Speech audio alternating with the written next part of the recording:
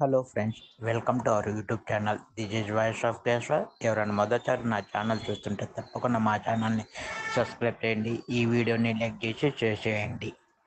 నిఖిల్ హైదరాబాద్లో final year student.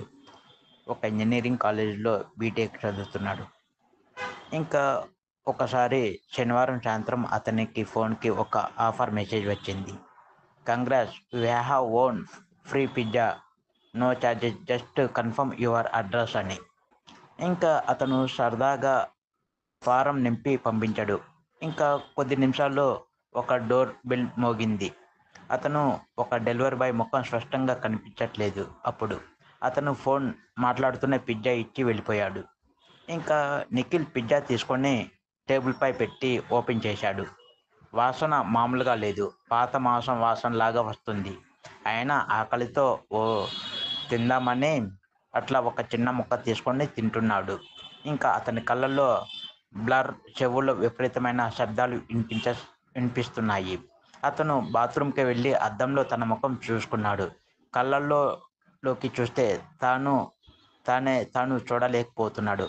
అతని ప్రతిబింబం అతనివే కాదు. ఇందులో తర్వాత 5 నిమిషాలు అతనికి ఒక వాస్తవం తెలిసింది.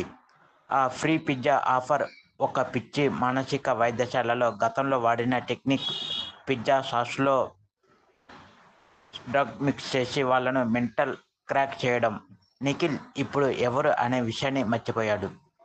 తాను ఎవడు, ఈ లోకంలో ఉన్నాడా, కన్ఫర్మ్కి ఉన్నాడా అన్నదే తెలియదు. అంటే ఈ లోకంలో ఉన్నాడా, అసలు లేడా అనేది నిఖిల్కి తెలియలేకపోతుంది. ఇంకా కొద్ది రోజుల తర్వాత హైదరాబాద్ మెంటల్ హాస్పిటల్కి ఒక కేసు వచ్చింది. ఒక యువకుడు రోడ్డు మీద పిజ్జా బాక్స్తో కూర్చొని అందరినీ చూస్తూ ఇదే మాట అంటున్నాడు. నాకు మరో పిజ్జా ఫ్రీ ఇస్తారా, ఈసారి స్పైసీ ఉండాలి. ఇందులో మనం తెలుసుకోవాల్సిన కథ ఏంటంటే, ఫ్రీ అని వచ్చే ప్రతిదీ మంచిదే కాదు. అంటే ఫ్రీగా వస్తుందని ప్రతిదీ కూడా మంచిది కాదు.